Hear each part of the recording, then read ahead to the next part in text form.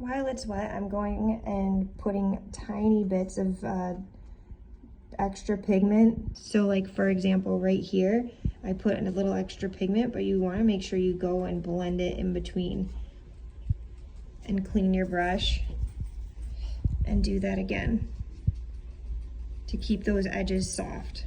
And this is creating these shadows right here.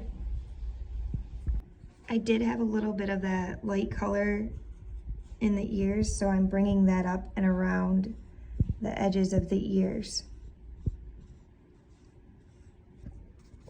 I'm adding a little bit more pigment again, like I said, where it's damp, wet on damp. And I'm going through and making sure that these edges are not harsh. And when you're softening the edges in between, just make sure your brush is clean and barely wet to soften those edges. While this first layer and a half is drying, I'm gonna go clean my water. For the pink in my ears, I'm gonna use this alizarin crimson, which I already have a little bit on my butcher tray. And for my gray, I do have an ivory black and some burnt umber that are already here on my tray.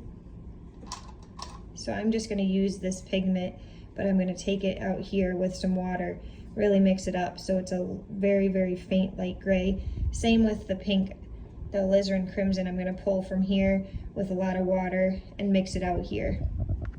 So get my paintbrush wet, take some of this gray, pull it out here, and I'm gonna get more water. And I'm going to mix it a little bit more, and you can see the white of the tray, the value is not too far off.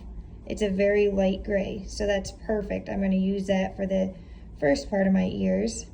So for the pink, I cleaned off my brush, I have my water, taking this little bit of alizarin crimson, pulling it out here.